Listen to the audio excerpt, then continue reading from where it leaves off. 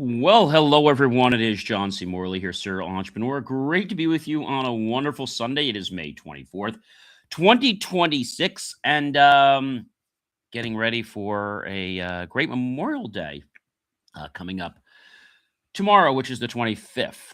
All right, guys. So, if this is your very first time, I want to take the opportunity to say welcome and thank you. If you've been here one time, five times, 100, or even more, I want to take the opportunity to say thank you, but I also want to say the words welcome back. I really do appreciate people that enjoy the quality of my content, want to come back, keep absorbing it, and also share it out with other people that they care so much about. So, guys, if you have heard of me or not, don't forget to check out believemeachieve.com for more of my amazing, of course, inspiring creations, short form, long form, articles, reels, so much more. If you're thirsty, I got an RO water here. Feel free to go get yourself a beverage or something to eat. Come on back, get yourself comfy, and we'll kick this show off. Are you ready, guys? I know I am. So I have a question for you. What if the real secret to influence was not being louder, smarter, or faster, but actually being warmer? There's a caveat. Well, welcome everyone to Inspirations for Your Life, where I turn everyday moments into powerful life lessons that help you grow, lead, and connect. Who am I? Sure. I'm John C. Morley, serial entrepreneur, engineer, marketing specialist, video producer, podcast host, coach, keynote speaker, graduate student, passionate lifelong learner, and yes, so grateful now to be a published author. This is Sunday, as I said, May 24, 2026, and I'm exploring one of the underrated forces in life and business. What is it? Warmth. Warmth makes people stay relaxed, trust, and even open up. In a world full of noise, the people who make others feel safe, seen, and valued are the ones who truly leave a mark. So if you're wondering, or you ever wanted a better set of conversations to happen, or maybe even have a stronger relationship and more human spaces, this episode is exactly for you. By the way, guys, this is series 5. That means we are on the air in our 5th year. We've been on the air 4 months, and January, February, March, April, May, 4 months, 4.5, 4 years, and 5 months. It's Sunday, and it's all about understanding what warmth is. And this week, we're not just talking about warmth, we're learning how to be it. Yeah, I know. Number one, guys, warmth makes people stay. When people feel welcomed, they naturally want to remain. A warm atmosphere creates a sense of, well, belonging. I think we all want to feel like we're part of something, right? I think that's a very important thing for a lot of people to actually understand, because that's a key in life, guys. Number two, people relax when the room feels kind. Kindness lowers stress and tension right away. It helps people breathe easier and think more clearly. And it's where all the judgment is basically, well, let's say 86 or removed. 86 comes from the restaurant industry, where we're going to 86 a sauce, or 86 a dressing, or 86 onions, or whatever. It just means to remove. Number three, guys, warmth is the invisible social glue. It holds people together in a way that rules and titles can't. It makes connection feel natural instead of forced. Number four, guys, a calm tone builds trust fast. When your voice is steady and kind, people feel safe. Trust often begins with tone before words. Number five, warm people create safer spaces. Safety is not just physical, it is emotional too. Warmth helps others feel protected from any kind of judgment. All right. I think a lot of times people are scared because they don't know how people are going to open up, or what they're going to say. And I can understand why people may be scared about, basically being vulnerable. It's hard sometimes to open up because you don't know if you're going to be judged, or if you're going to be excluded or exiled, right? Number six, kindness is not weakness. It takes strength to stay gentle in a harsh world. Real kindness shows confidence and control. And I say this phrase a lot to people. When I'm doing something for somebody and I feel like they're trying to take advantage of me in it, I say, don't let my kindness, okay, come out as being a weakness. Don't take my kindness for being weak because I can be strong. I'm choosing to be kind. Don't abuse it. Real kindness shows confidence and control, right? Number 7, the tone in a room matters. People respond to energy before they respond to content. People respond to energy before they respond to content. The atmosphere shapes the conversations. And I think a lot of people don't realize that. And it's happening subconsciously. It's happening subconsciously. That's an important thing to know, guys. That's a very, very important thing to know. A very important thing to know. Number 8, guys, warmth makes honesty easier. When people feel accepted, they're more willing to tell the truth. Comfort opens the door to real, authentic communication. People can just be who they are, not try to be someone else. Number 9, guys, you can feel when a space is cold. Coldness often creates distance without saying a word. People notice when warmth is missing, and they either leave or they clam up and don't want to say anything. So they'll still be polite, right? But they're not going to be more than that, okay? They're going to be polite and courteous, but they're not going to go beyond that threshold. And why should they? Number 10, warmth invites conversations.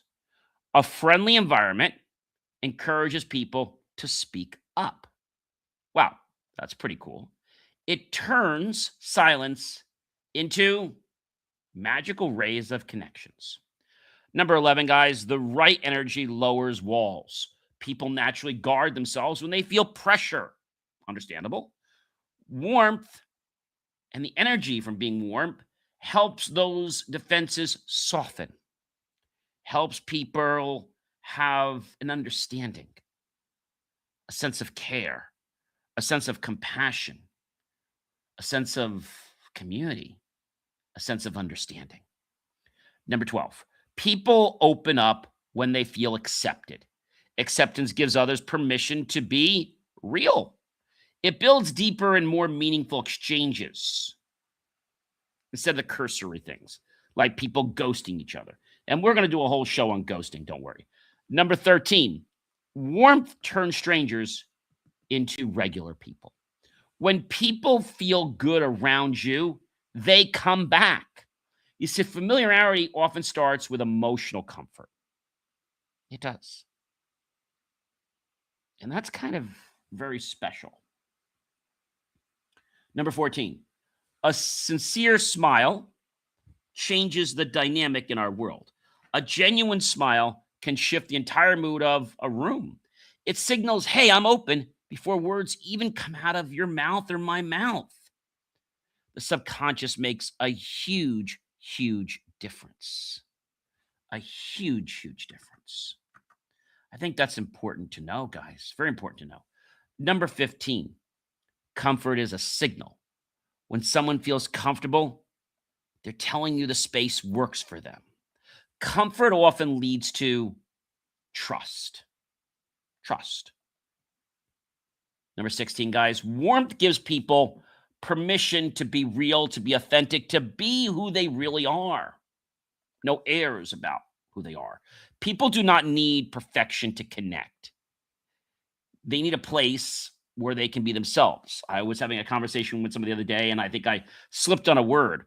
And the person had said to me, what did you mean? And they came back, and I was like, oh, I think I meant this. And it was just kind of funny, but it was like not a challenge. It was more like kind of being playful. Number 17, good energy is contagious, if you didn't know that already. Positive energy spreads quickly from person to person. So does negative energy. So we want to keep it good. One warm person can change the entire dynamic of a room. That's like amazing how that can happen. How somebody's energy, how somebody's space, how you can feel somebody's space by just being a few feet away from you. We learned this, you know where? Horses. Horses. I had a gentleman on the show, I think it was last year, and he was talking about horses can sense your heartbeat from standing near. That's pretty amazing, guys. Any rider can have the experience. You can see something in the distance that will most definitely send your horse in a spiral, be it a deer on the trail, wayward tarp, or the world, let's say, shattering something going on, or maybe an open umbrella that kind of falls in the path. Unbeknownst to you, your heart starts to beat faster as your brain prepares for the spook. And before your horse even sees the threat, he's tense too. In the situation, we've learned that a deep breath goes a long way, that horses can sense our fear, and by staying calm, our energy will transfer into them. But did you know that there's actual science behind horsemanship?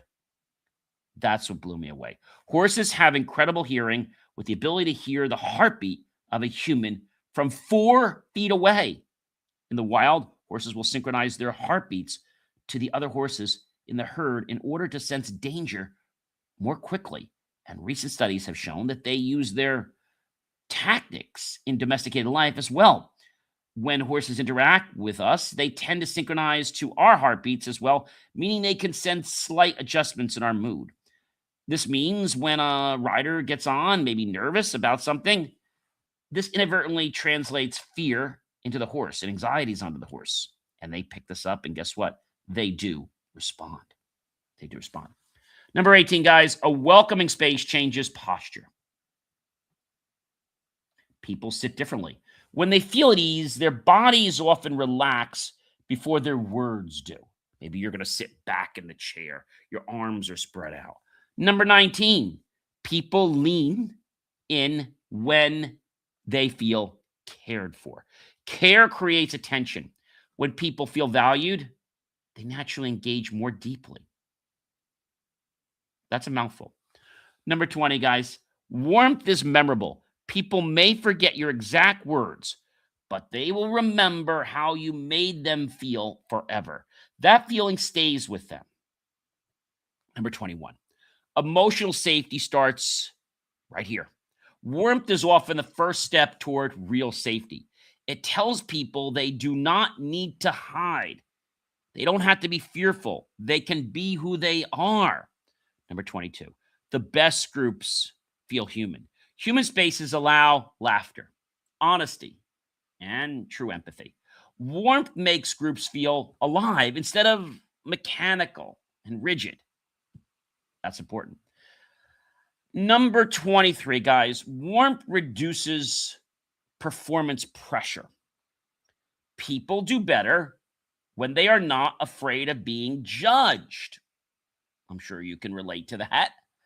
A warm environment allows more freedom to coexist. But I think sometimes people get scared because of what happened in the past. Maybe you were at a certain restaurant and maybe things didn't go well because you were with a new friend or even a significant other, and it just went downhill.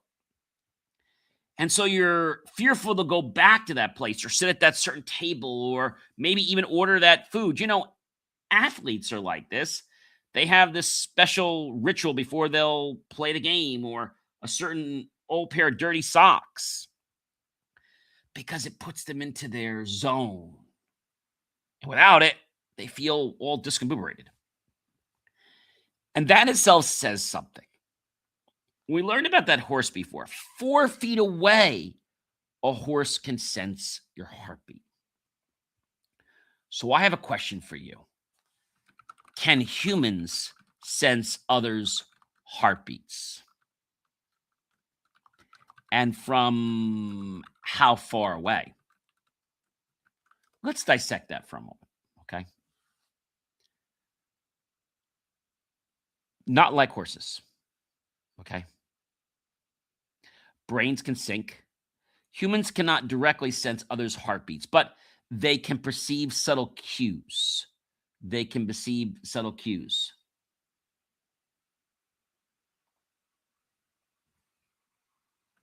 Okay. And perceive subtle cues. And I think that's an important thing for us to understand. Okay. I think that's an important thing for us to understand that humans cannot directly sense others' heartbeats, but they can perceive the subtle cues related to emotional states and psychological responses, such as the body's language and how it's positioning, or the vocal tonality. The ability to detect these cues is influenced by proximity, with closer distances allowing for better perception of such signals. So humans do not have the ability directly to sense the heartbeat of others. However, they can pick up on subtle cues, as I said, such as their emotional states and psychological responses. And the ability to detect these cues is influenced by several factors. Proximity, being closer to someone, enhances the ability to perceive their emotional or psychological signals. The context, the environment, and situation can always affect how well these cues are detected. While humans cannot directly sense heartbeats, they can interpret and they can feel the other person's energy. That's very, very powerful, guys. I mean, extremely powerful. So, energy is everywhere, guys. Energy is everywhere. So, if you're getting on a horse, so before I jump to the horse again, I bet a question you're probably asking me, John, is can dogs sense our heartbeat? Can dogs sense our heartbeat as humans? Can they?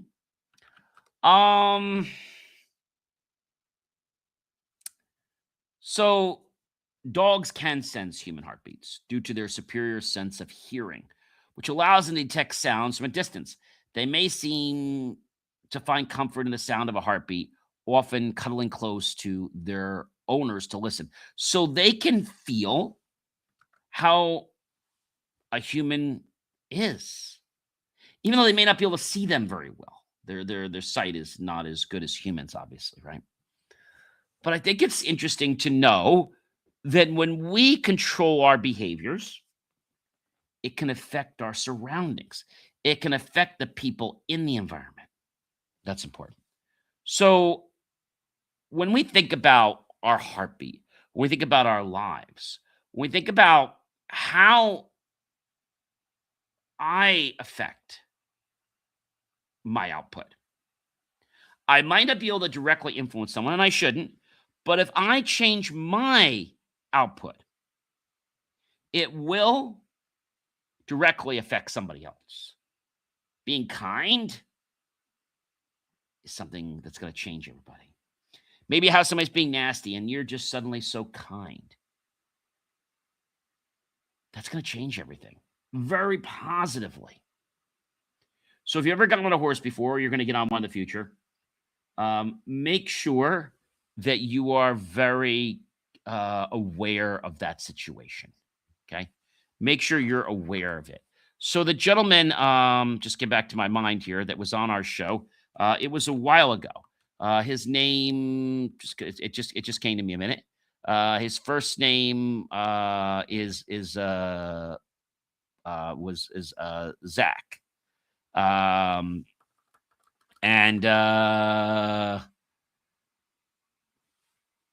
when he was on the show and hearing about horses and what he did, that's pretty amazing. Okay. And so when you think about this, when you think about how this affects people, right? I think that's a pretty amazing thing. Okay. I think it's an amazing thing. And so when we heard a lot about horses from him, that was pretty amazing, right? For any of you guys remember the show, it was a while back, but it was pretty amazing. So he actually runs a farm, a horse farm, And yeah, we learned a lot about horses from him. So if you're thinking that the horse doesn't know, well, guess what? The horse knows more than you think. The horse can sense your body. So the short tip is be aware of your body, be aware of its output, because other creatures in nature can sense that. Even people can't, let's say, hear your heart, but they can sense you and your presence. I think that's something that a lot of people don't realize. Number 24, guys, a gentle room produces better conversation. Gentleness invites thoughtfulness and respect. It creates space for deeper exchanges. That's powerful, guys. That's priceless. Kindness scales. Number 25. One kind act can influence many people over time. Warmth grows as it's shared. I love that, guys. Number 26. The right atmosphere does part of the work.